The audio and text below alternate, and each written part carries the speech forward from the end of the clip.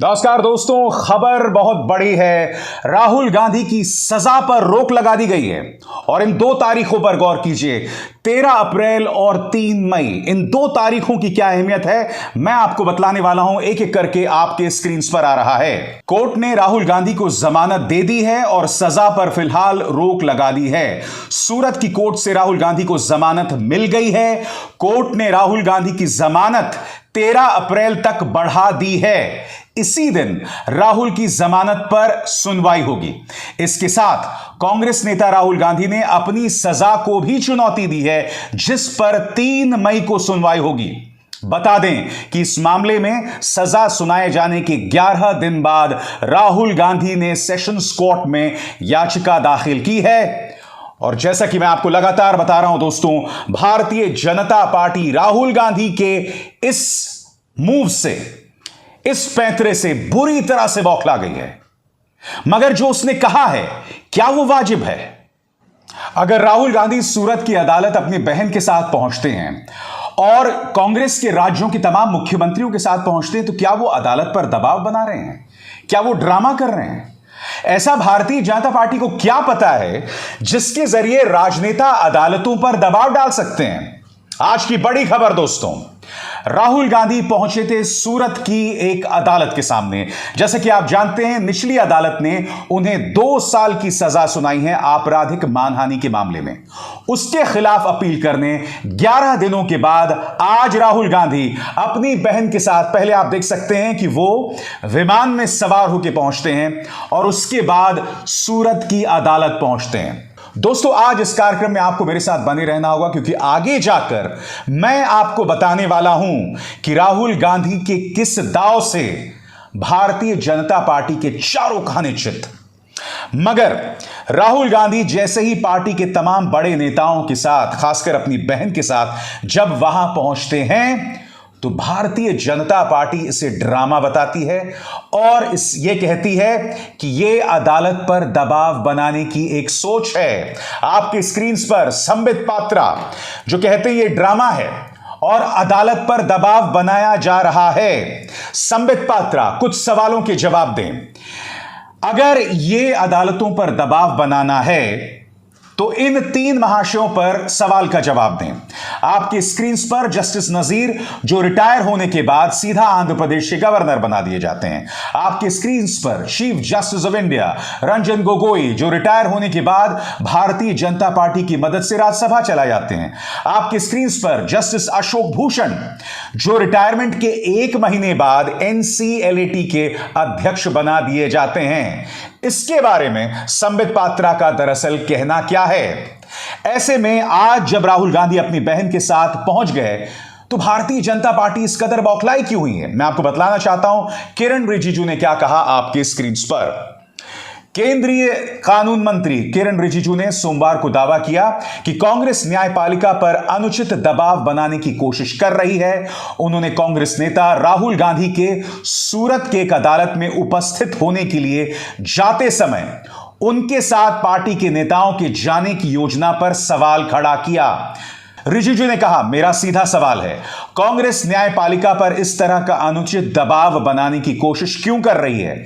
न्यायिक मामलों से निपटने के तरीके होते हैं, लेकिन यह क्या तरीका है? उन्होंने सवाल किया, क्या पहले ऐसा कोई मामला देखने में आया है जब कोई पार्टी अदालत का घेराव करने की कोशिश कर रही है? बड़ा प्रश्न ये दोस्तों कि आखिर संबित पात्रा और किरण रिजिजू, जो कि देश के कानून मंत्री हैं, ऐसा क्यों कह रहे हैं कि कांग्रेस अदालत का घेराव कर रही है? चलिए, हाथ कंगन को आरसी क्या, पढ़े लिखे को फारसी क्या। मैं किरण रिजिजू को उनके अपने बयानों की तरफ उनका ध्यान खींचना चाहूंगा। ये वो कानून मंत्री हैं दोस्तों जिन्होंने सुप्रीम कोर्ट के जजेस पर लगातार दबाव बनाया था, चीफ जस्टिस चंद्रचूड़ पर लगातार दबाव बनाया था, कोलिजियम सिस्टम को लेकर, यानी कि जजेस के नियुक्ति को लेकर। बात यहां नहीं रुकी, याद कीजिए इनका एक और शर्मनाक बयान, जब लॉ मिनिस्टर ने कहा था कि कुछ जजेस, कुछ रिटायर्ड जजेस एंटी इंडियन हैं, भारत विरोधी। तो बड़ा प्रश्न, अदालत पर दबाव कौन बना रहा है, किरण रिजिजू या राहुल गांधी? मैं आपको बतलाना चाहता हूं, कांग्रेस अध्यक्ष मल्लिकार्जुन खड़गे ने इस पर करारा जवाब दिया है, पलटवार किया है आपके स्क्रीन पर। हम कोर्ट के फैसले पर बहस नहीं करेंगे, लेकिन अन्याय के खिलाफ लड़ेंगे। सरकार अडानी के मामले में जेपीसी का गठन नहीं चाहती। सदन ना चलने देने की योजना वो पहले से ही करके आते हैं। अगर राहुल गांधी गुजरात की सूरत कोर्ट जा रहे हैं तो वो शक्ति प्रदर्शन नहीं है। राहुल गांधी हमारे नेता हैं और अपने नेता के साथ खड़े होने के लिए हम वहां गए थे। यहां पर मल्लिकार्जुन खड़गे से जाहिर सी बात है, यह सवाल पूछा गया कि आखिर वहां पर तीन मुख्यमंत्री क्यों पहुंचे, राहुल गांधी के साथ उनकी अपनी बहन क्यों पहुंची? तो इसी का जवाब वो दे रहे थे कि यह शक्ति प्रदर्शन नहीं है, और चूंकि राहुल गांधी नेता हैं इसलिए उनका साथ देने के लिए आज सूरत में ये तमाम लोग पहुंचे। मैंने आपको बतलाया कि किरण रिजिजू खुद कितनी आपत्तिजनक बातें सुप्रीम कोर्ट से लेकर अदालतों के बारे में करते रहे हैं, उसके बारे में उनका क्या कहना है। ऐसे में क्या वाकई ये ड्रामा कहा जा सकता है, या कहीं ये भारतीय जनता पार्टी की बौखलाहट तो नहीं? कार्यक्रम की शुरुआत में मैंने आपको बताया था कि मैं आपको बतलाने वाला हूं कि राहुल गांधी के किस दांव से भारतीय जनता पार्टी न सिर्फ बौखला रही है बल्कि उसके चारों खाने चित। आइए देखते हैं मेरी ये विशेष पेशकश। तो एक तरफ जहां राहुल गांधी ने सूरत की अदालत में हाजिरी दी, वहीं दूसरी तरफ 11 दिनों की देरी से जो वो अदालत पहुंचे हैं, ये राहुल गांधी का बहुत बड़ा दांव माना जा रहा है। और अब मैं आपको एक एक करके बताने वाला हूं क्यों। सबसे पहले दोस्तों इस बात पर गौर कीजिए कि राहुल गांधी ने जितनी ज्यादा देरी की, भारतीय जनता पार्टी उतनी ज्यादा बौखला गई। आपने गौर किया होगा, तमाम न्यूज चैनल्स पर, चाहे इनके पालतू पत्रकार हों या भारतीय जनता पार्टी नेता, सब एक स्वर में कह रहे थे कि राहुल गांधी इतनी देरी क्यों कर रहे हैं, इतनी देरी से वो सूरत की अदालत को चुनौती क्यों दे रहे हैं, तुरंत क्यों नहीं जा रहे हैं।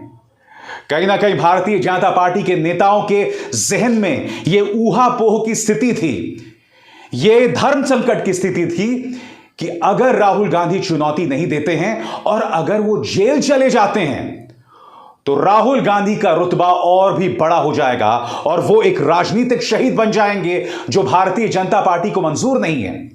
तो एक तो मास्टर स्ट्रोक ये हुआ दोस्तों कि अब राहुल गांधी या कांग्रेस के नेताओं से ज्यादा भारतीय जनता पार्टी और उनका पालतू मीडिया यह सवाल कर रहा था कि भाई राहुल गांधी जो है वो अदालत में कब चुनौती देंगे।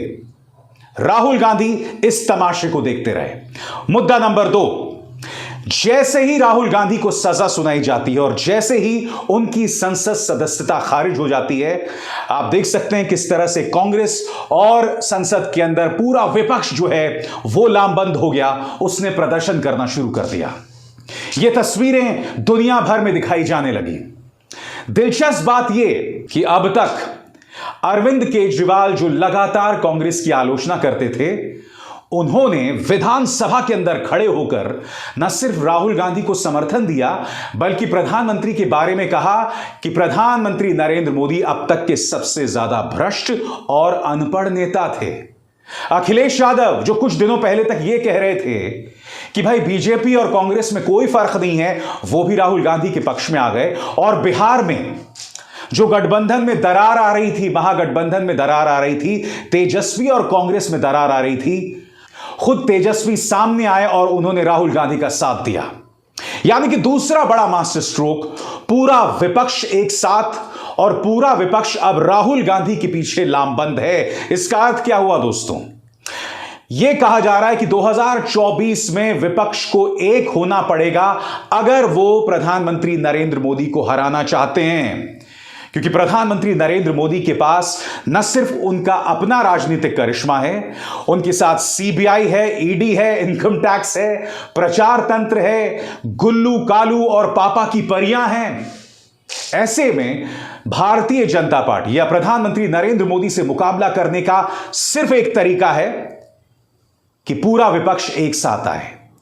राहुल गांधी को जो 2 साल की सजा सुनाई गई है, उसका दूसरा बड़ा फायदा यह हुआ है दोस्तों कि पूरा विपक्ष अब लामबंद दिखाई दे रहा है। तीसरा मुद्दा, राहुल गांधी जैसे जैसे देरी कर रहे थे, अंतर्राष्ट्रीय तौर में इस खबर को लेकर दिलचस्पी बढ़ी। तमाम जो अंतर्राष्ट्रीय अखबार जो हैं वो धड़ल्ले से चला रहे थे कि यह लोकतंत्र का अपमान है। लगातार यह कहा जा रहा था कि भारत में लोकतंत्र खत्म हो गया है। यही नहीं, इंडियन एक्सप्रेस में प्रताप भानु मेहता ने तो यह तक कह दिया कि लोकतंत्र का मजाक है। अब यह लोकतंत्र नहीं रहा कि जिस तरह से राहुल गांधी को सजा सुनाई गई, कई लोग ये बातें कहने लगे। और फिर दो घटनाक्रम होते हैं।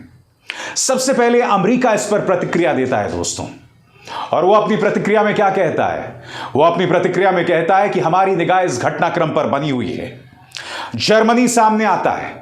जर्मनी ये कहता है कि हमें यह पता है कि राहुल गांधी के पास मौका है कि वो इस सजा के खिलाफ अपील कर सकें, मगर हम ये उम्मीद करते हैं कि उन्हें पूरी पारदर्शिता से सुना जाएगा और पूरी प्रक्रिया जो है वो तर्कसंगत होगी, आजादी से होगी।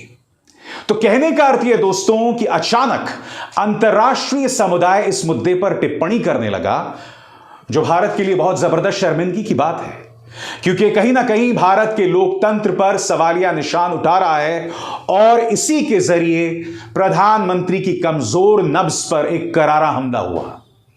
कौन सी कमजोर नब्ज? प्रधानमंत्री नरेंद्र मोदी अपने एनआरआईज के सहारे से विश्व गुरु बनना चाहते थे। अब आप खुद बताइए, जब अंतर्राष्ट्रीय अखबार लगातार लिख रहे हैं कि भारत में लोकतंत्र जो है वो बर्बाद हो रहा है, तो प्रधानमंत्री विश्व गुरु कैसे बनेंगे? तो यह था राहुल गांधी का तीसरा तुरुप का पत्ता, जिसका जवाब भारतीय जनता पार्टी के पास नहीं था। यही नहीं दोस्तों, संसद में जहां विपक्ष के नेता प्रदर्शन कर रहे थे, एक और चीज सामने उभर कर आ रही थी। संसद को अधिकतर समय बाधित करने का काम कौन कर रहा था? बीजेपी कर रही थी। यह कह कहकर कि लंदन और कैम्ब्रिज में राहुल गांधी ने भारत का अपमान किया। यानी कि ये दो खबरें एक साथ आई। संसद के अंदर जिस तरह से भारतीय जनता पार्टी अराजकता मचा रही थी, शांति को भंग कर रही थी, और यही नहीं, उपराष्ट्रपति जगदीप धनखड़ और लोकसभा के अध्यक्ष ओम बिरला दोनों की निष्पक्षता पर भी लगातार सवाल हो रहा था। याद दिलाना चाहूंगा, महुआ मोइत्रा ने क्या बयान दिया था? महुआ मोइत्रा ने बयान दिया था कि लोकसभा के अध्यक्ष ओम बिरला सत्ता पक्ष को तो बयान देने देते हैं, मगर जब विपक्ष की बारी आती है तो सदन की कार्रवाई को स्थगित कर देते हैं। यही नहीं, आपको याद होगा राहुल गांधी ने प्रेस कॉन्फ्रेंस किया था और उस प्रेस कॉन्फ्रेंस में उन्होंने कहा था कि मैंने ओम बिरला साहब से कहा था कि मुझे बोलने की आजादी दी जाए, मुझे बोलने की स्वतंत्रता दी जाए, मुझे अपनी बात रखने का अधिकार दिया जाए। मगर उनका यह कहना था कि हर बार ओम बिरला साहब जो है वो मुस्कुरा देते थे। नतीजा क्या होता है दोस्तों? जिस हाउसिंग कमेटी के अध्यक्ष CR पाटिल थे, बीजेपी के सांसद, वो राहुल गांधी को फरमान जारी करते हैं कि तुम अपना मकान खाली करो। जी हां, मकान खाली करने के लिए कह दिया जाता है 22 अप्रैल से। मगर खबर यह आ रही है कि राहुल गांधी ने उससे पहले ही अपना मकान खाली करना शुरू कर दिया है। वो इंतजार नहीं कर रहे हैं 22 अप्रैल का। तो ये तमाम चीजों के जरिए कहीं ना कहीं भारतीय जनता पार्टी पर सवाल था, कहीं ना कहीं लोकसभा अध्यक्ष और उपराष्ट्रपति जगदीप धनखड़ पर सवाल था। मगर जगदीप धनखड़ के बारे में क्या कहा जाए दोस्तों? आप इस तस्वीर में देखिए, उपराष्ट्रपति बन चुके हैं, बावजूद इसके प्रधानमंत्री की तस्वीर लेकर खड़े हुए हैं। और ये तमाम तस्वीरें राहुल गांधी के बयान को और पुख्ता करती हैं, क्योंकि आपको याद होगा जब अडानी पर भी बहस चल रही थी और जब हिंडनबर्ग का जिक्र राज्यसभा में हुआ था, तब जगदीप धनखड़ खड़े हो गए थे और कह दिया था कि इसका जिक्र बिल्कुल नहीं होगा। तो यह था राहुल गांधी का एक और तुरुप का पत्ता, जिसमें भारतीय जनता पार्टी पूरी तरह से धराशायी हो गई। इसके अलावा राहुल गांधी अब यह बार बार कह रहे हैं कि मेरी संसद की सदस्यता इसलिए गई, मुझे घर से इसलिए निकाला गया, मुझे सजा इसलिए दी गई क्योंकि मैं अडानी पर बोल रहा था। और इसी के साथ उन्होंने इस बात को लेकर जोड़ दिया कि प्रधानमंत्री अडानी का जिक्र करने से डरते हैं। उन्होंने मोदी इक्वल टू अडानी कर दिया। दोनों नाम को जोड़कर रख दिया।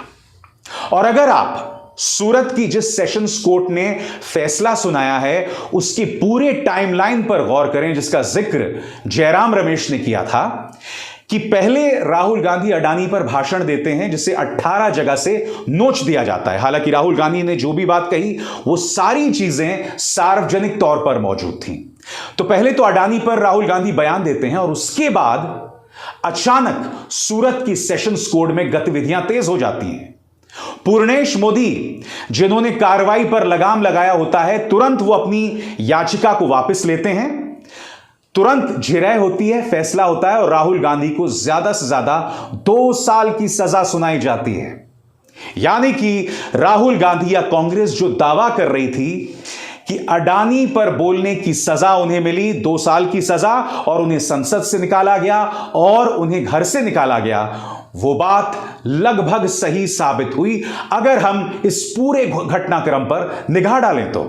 दोस्तों, प्रधानमंत्री पर राहुल गांधी का हमला इसलिए भी पुख्ता हो जाता है क्योंकि आपको याद होगा जब राहुल गांधी ने संसद में अडानी पर कहा था और जब उनके भाषण को 18 जगह से हटा दिया गया था और जब प्रधानमंत्री के भाषण देने की बारी आई थी लोकसभा और राज्यसभा में, तब प्रधानमंत्री ने एक बार भी, सही सुना आपने, एक बार भी अडानी शब्द का जिक्र नहीं किया। यानी कि राहुल गांधी के उस बयान पर एक बार फिर मोहर लग गई कि प्रधानमंत्री अडानी पर बोलने से कतराते हैं क्योंकि वो कुछ छुपाना चाहते हैं। यह भी ना भूलें दोस्तों कि इस पूरे घटनाक्रम में भाजपा का जो सबसे मजबूत हथियार था वो था मीडिया। और जैसे कि आप मीडिया में देख सकते हैं, राहुल गांधी को बदनाम करने की हर संभव कोशिश की गई, इस तरह के तमाम कार्यक्रम चलाए गए। हुआ यह दोस्तों कि किसान आंदोलन से पहले ही मीडिया की जो विश्वसनीयता है वो खत्म होती जा रही है। मीडिया किस तरह से भारतीय जनता पार्टी का पिछलग्गू है वो देश देख रहा है। इसलिए तमाम कोशिशों के बावजूद मीडिया वाली स्ट्रैटेजी काम नहीं आई, यानी कि पापा के गुल्लू कालू और पापा की परियां पूरी तरह से फेल साबित हुई और राहुल गांधी जिस तरह से मीडिया पर लगातार हमले बोल रहे थे वो भी अंततः सही साबित हुई। और एक और चीज, राहुल क्या कह रहे हैं? राहुल ये कह रहे हैं कि अडानी 2014 में दुनिया के 609वें सबसे अमीर व्यक्ति थे और कुछ दिनों बाद जब ये सरकार सत्ता में आई तो दुनिया के दूसरे सबसे अमीर व्यक्ति हो गए। वो ये बार बार कह रहे थे कि किस तरह से अडानी को प्रधानमंत्री मोदी ने फायदा उठाया और अगर पूरे घटनाक्रम पर आप निगाह डालें तो सही भी साबित होती है।